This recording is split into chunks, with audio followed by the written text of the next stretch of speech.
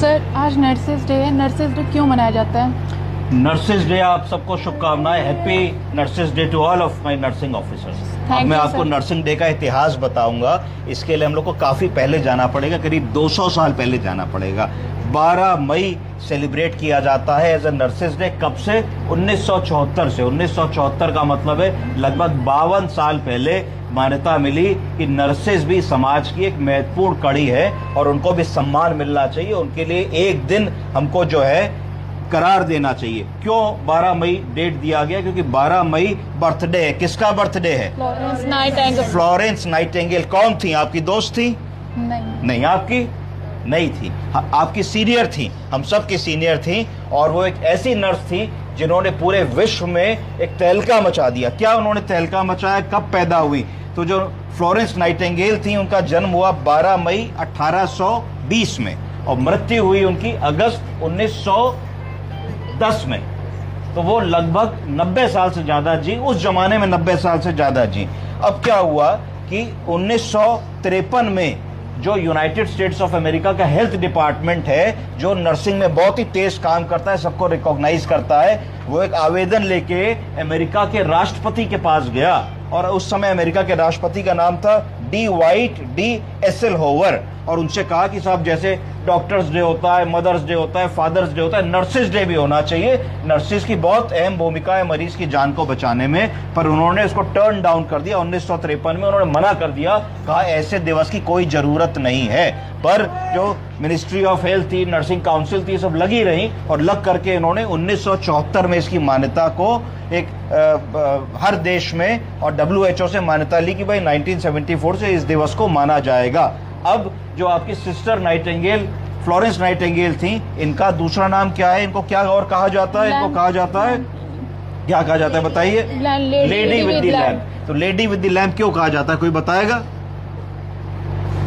एक बार जब वॉर हुआ था, हाँ, तो पेशेंट वहाँ पे मतलब बीमार थे, तो उन्होंने क्रीमियन वॉर, क्रीमिया के अंदर वॉर में जो फ्लोरेंस नाइटिंगेल थी, उनकी ड्यूटी लगाई गई। वो नर्सिंग इंचार्ज थी। तो कॉन्स्टेंटिनोपोल में एक अस्पताल बनाया गया जहां पे वॉर में जो कैदी घायल हो जाते थे उनको रखा गया। वो इतनी डिवोटेड नर्स थी कि ड्यूटी के आवर्स का घड़ी देख के काम नहीं करती थी। और रात में जब सब सो जाते थे तो एक लालटेन लेकर के अपने हर मरीज को देखती थी कि भाई उनका मरीज ठीक है, किसी को कोई जरूरत तो नहीं है, किसी को दर्द पीड़ा तो नहीं है, किसी के खून तो नहीं निकल रहा, किसी को कुछ और मुझे करने की जरूरत तो नहीं है। तो क्या उन्होंने ऐसा किया कि उनका नाम विश्व भर में हो गया? भाई नर्सेस तो सब होती हैं, आप भी हैं, आप भी हैं। उन्होंने ऐसा क्या किया? तो उन्होंने उस जमाने में क्या किया कि उन्होंने डेथ रेट इंप्रूव कर दिया। कि अगर मान लीजिए आर्मी के युद्ध में 10 जवान घायल होते थे तो 10 में से 6 मर जाते थे, 4 ही बचते थे। उन्होंने उल्टा कर दिया, उनके 7 बचने लगे और डेथ रेट कम हो गया। तो उन्होंने क्या किया? उन्होंने इंप्रूव की हाइजीन और लिविंग स्टैंडर्ड्स को। इन्होंने साफ सफाई, इन्फेक्शन, स्टरलाइजेशन, पट्टी, घाव की पट्टी, oral care, eye care, back care, lateral position nursing, इन सब चीजों पे इतना ज्यादा उन्होंने ध्यान दिया।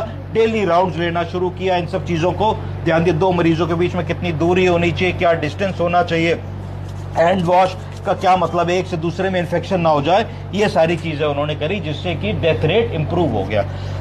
तो अवर नर्सेज, दिखाइए हमारी नर्सेज, अवर फ्यूचर, ये हमारे समाज का, हमारे देश का भविष्य, फ्यूचर है। इनको हमें एम्पावर करना है। एम्पावर करने का मतलब है ताकत देनी है। भाई डॉक्टर साहब तो आए, अपना काम 5 मिनट में करके चले गए कि भाई मरीज आईसीयू में सीरियस शिफ्ट हुआ, डायबिटिक कीटो एसिडोसिस का है, सिस्टर शुगर देखती रहिएगा।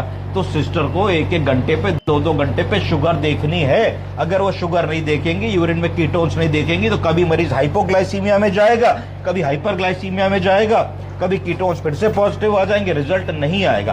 पोस्ट ऑपरेटिव पेशेंट को छोड़ करके चले गए, सिस्टर बीपी देख लीजिएगा। अगर सिस्टर बीपी नहीं देखेंगी तो एकदम से मरीज गड़बड़ हो जाएगा। मरीज को पेन में छोड़ के चले गए, अगर सिस्टर पेन मैनेजमेंट नहीं करेंगी तो मरीज गड़बड़ हो जाएगा। NICU की नर्सेज, बर्न वार्ड की नर्सेज, स्ट्रोक वाली नर्सेज, इमरजेंसी डिपार्टमेंट की नर्सेज, ट्रॉमा की नर्सेज का बहुत ही ज्यादा उपयोग है। तो नर्सेज सेव लाइफ।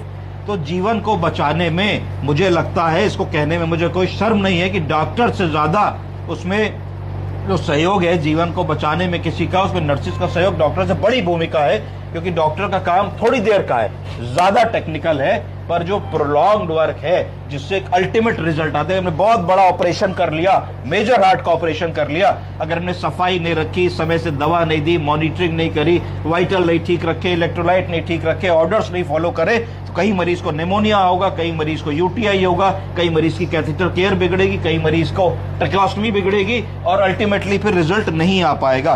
पर्पस क्या है नर्सिंग डे मनाने का?